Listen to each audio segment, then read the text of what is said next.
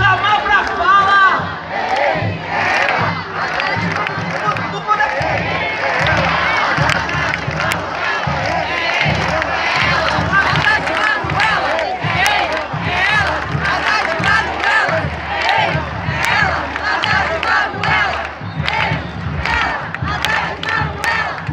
A futura vice-presidenta do Brasil.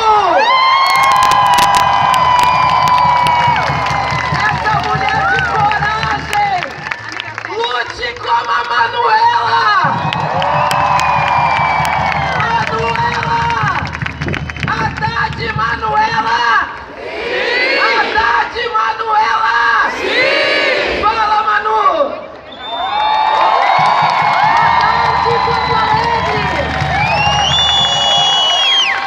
Companheiras e companheiros, eu olho aqui de cima e conheço muitos dos que estão aí embaixo.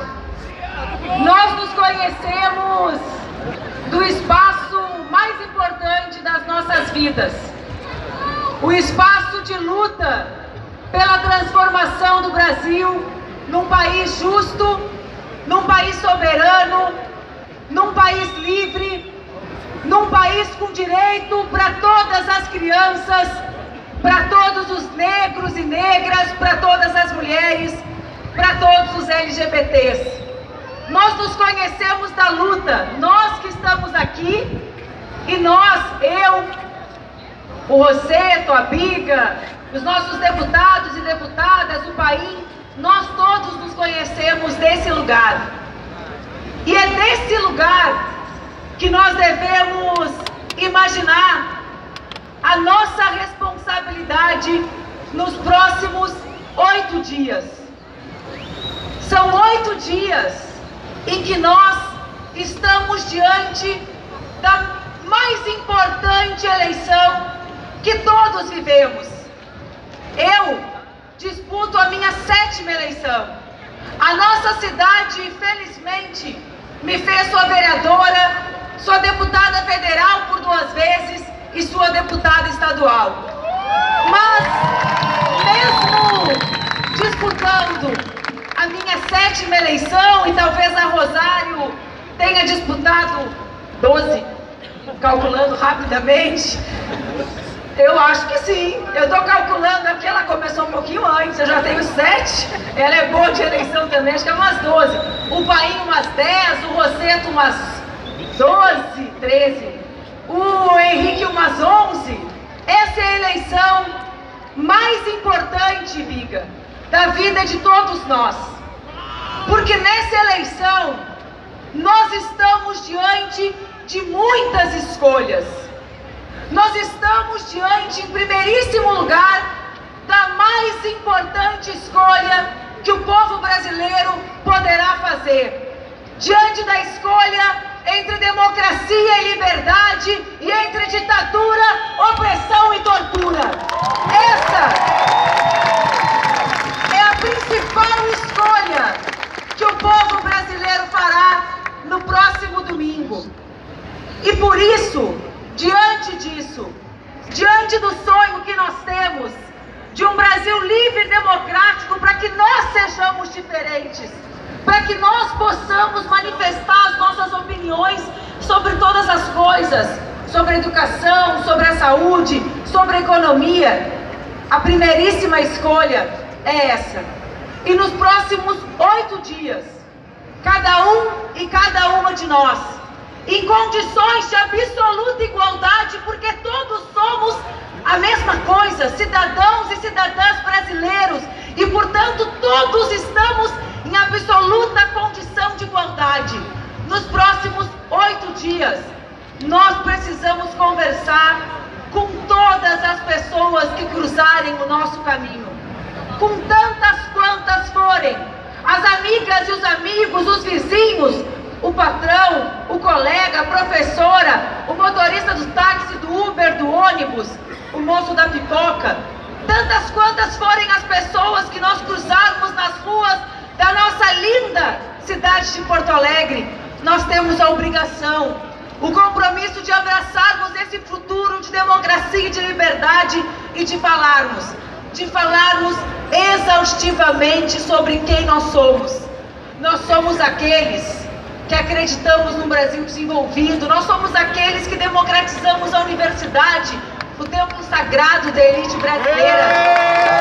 Nós somos aqueles que percebemos há 15 anos e transformamos em política pública o protagonismo das mulheres, de todas as mulheres, quando demos a chave da casa própria, do Minha Casa Minha Vida, na mão da mulher, ou quando colocamos o cartão do Bolsa Família na mão das mulheres, porque a nossa luta é por todas as mulheres e não só por algumas delas.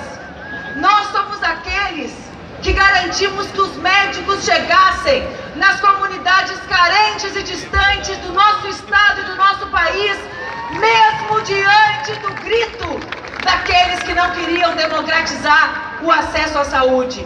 Nós somos aqueles que garantimos um Brasil de cabeça erguida no nosso continente e no mundo, e que mantivemos a paz no nosso continente, porque sabemos que esses blefes de guerra dos nossos adversários não servem ao Brasil e não servem ao nosso povo. Mas, companheiros e companheiras, nós temos muito para falar sobre nós. Nós somos aqueles que garantiram as conferências com a participação popular. Nós somos aqueles que garantimos as cotas nas universidades públicas e as escolas técnicas, como a da Restinga, como a de Viamão, como a de Alvorada. Mas nós também temos a obrigação de falar sobre o nosso adversário. Por quê? Porque nessa eleição do segundo turno, existem aqueles que não concordam com o nosso projeto de Brasil. E nós precisamos falar com esses também. Nós precisamos falar com aqueles... Alguém lembrou que eu bebo água, viu, gente? O tal do amor ao próximo bíblico, às vezes chega em forma de água no palanque. Um dia vocês vão me entender. Nós precisamos falar, companheiros e companheiras, com aqueles que não defendem o que nós construímos e que não partilham e compartilham dos mesmos sonhos de Brasil e de humanidade que a gente. Nós precisamos falar com aqueles que não defendem a universidade pública, mas que são nossos parceiros em defesa da democracia e da liberdade, porque nós queremos que eles sigam tendo o direito de dizer que não a defendem e que não sejam calados como foram os meus camaradas, como foram os nossos companheiros há apenas 40 anos na ditadura brasileira. Nós precisamos falar com aqueles que não querem e que talvez jamais tenham votado no Partido dos Trabalhadores.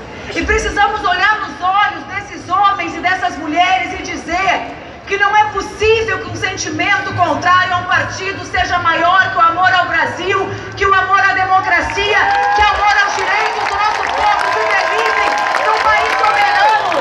Nós não podemos permitir que o antipetismo de alguns seja maior do que o amor à liberdade.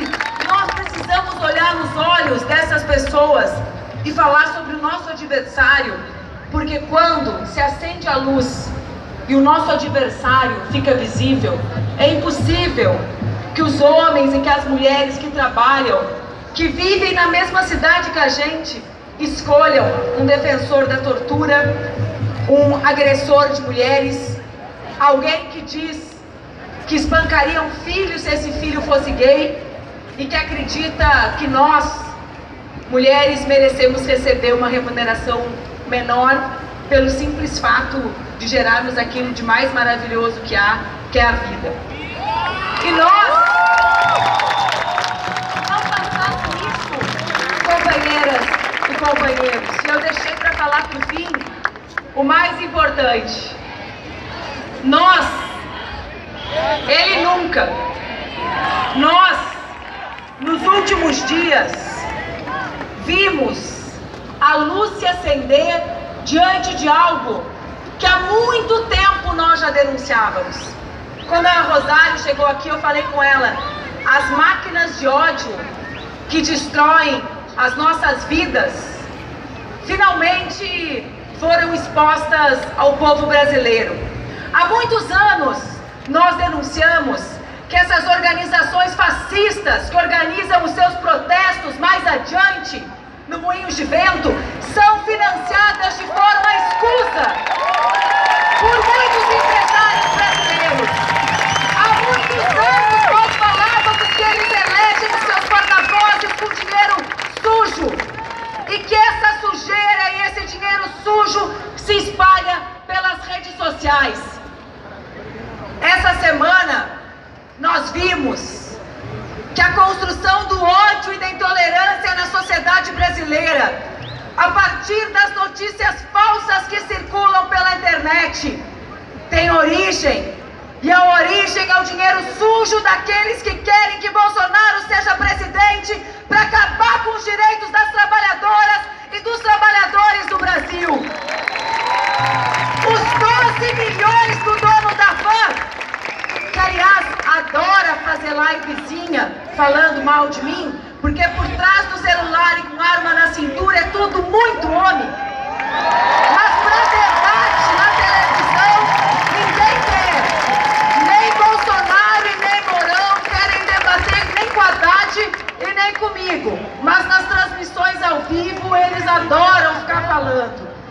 Os 12 milhões desse dinheiro sujo que inventa mentiras absurdas, que envolvem as coisas mais sagradas do nosso povo, porque as mentiras são sempre sobre a fé e sobre as crianças. E quando nós olhamos alguém ou tripudiar em cima daquilo que nós cremos, do que nós somos, e nós entendemos porque nós vemos eles tripudiarem em cima do que nós somos, nós mulheres. Quando nós vemos alguém tripudiar em cima do que nós cremos, do que nós somos e das crianças que são o futuro pelo qual nós lutamos, não há uma mulher e um homem digno que não se posicione automaticamente contrário àqueles que em tese estariam fazendo ou defendendo os maiores absurdos que eles circulam pela internet. É por isso que o escândalo do Caixa 2 do Bolsonaro, um escândalo que internacionalmente está sendo denunciado e que timidamente ainda está sendo denunciado pela mídia brasileira, mas a mídia do mundo já tem dado destaque adequado. O escândalo que derrubou apenas num dia, por iniciativa da própria rede social e não do Tribunal Superior Eleitoral, 100 mil perfis de WhatsApp, 100 mil perfis disseminadores de notícias falsas.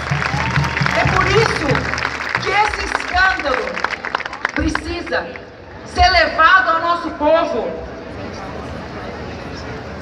nesses próximos 8 dias. Por quê? Porque é a prova do que nós dizíamos. O nosso povo não é fascista. É uma burrice, um equívoco, uma falta de generosidade nossa. Olhar para um amigo, para um irmão, para um vizinho, para qualquer que seja a relação, e imaginar que eles são as pessoas cruéis, que defendem exatamente aquilo que esse ser abjeto que concorre à presidência da República defende. Eles não defendem.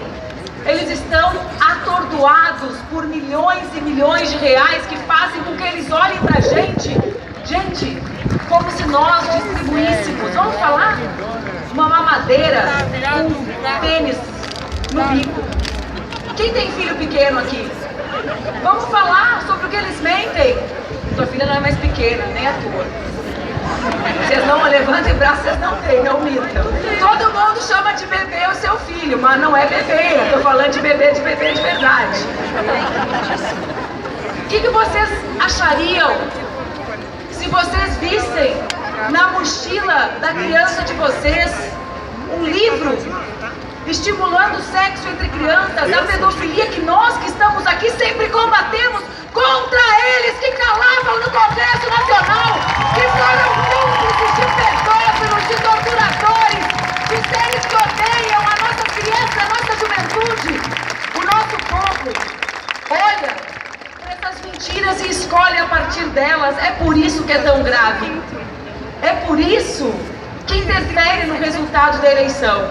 Nós encaminhamos as nossas denúncias ao Tribunal Superior Eleitoral. Mas vocês que estão aqui, nós não podemos esperar que eles decidam, porque o tempo de uma notícia falsa é muito mais rápido que o tempo dos nossos juízes. Às vezes a gente entra na justiça de noite, eles decidem 2 dias depois, 14, 15 milhões de pessoas já tiveram acesso à mentira deles. É por isso que vocês são tão importantes. É por isso que cada homem e cada mulher que está aqui deve, nessa próxima semana, travar a batalha da sua vida. Porque gente, é a batalha da nossa vida. As mulheres sempre dizem: se fere a minha existência, serei resistência. Se fere a minha existência, eu serei resistência nos próximos 7 dias, levando o nosso programa, levando a nossa defesa da democracia e da liberdade e levando as denúncias gravíssimas sobre esse deputado incompetente que mamou 26 anos no Congresso Nacional e nunca aprovou um único projeto. Falem sobre isso com o nosso povo. Eu fui deputada por 8 anos. Presidi comissão, fui líder da minha bancada, aprovei os projetos. Todo mundo que está aqui em cima é mais ou menos parecido nisso. Ele foi 26, nunca fez nada. Nunca fez nada porque tudo que ele propôs era contra o Brasil e contra o nosso povo. O que ele fez? Votou contra as domésticas, votou contra o Fundo de Combate à Pobreza.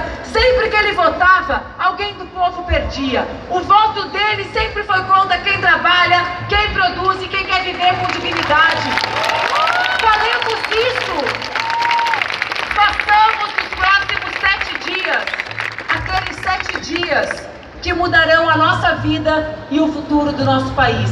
Porque é exatamente essa a dimensão que essa eleição tem para o Brasil e para o povo brasileiro. Eu quero dizer para vocês, e vou terminar dizendo isso, que eu tive o privilégio de, nos últimos 11 meses, viajar o nosso país inteiro, todos os estados, participar de encontros como esse em todos os estados e todas as capitais do nosso país. E vir a Porto Alegre é, num certo sentido, um exercício de crença de que quando nós nos unimos, nós mudamos a realidade. Porque essa cidade, quando eu era muito jovem, foi a cidade que disse que era possível colocar o orçamento na mão do povo e criou o orçamento participativo. Essa cidade foi a cidade que fez com que eu, aos 19 anos, no primeiro Fórum Social Mundial,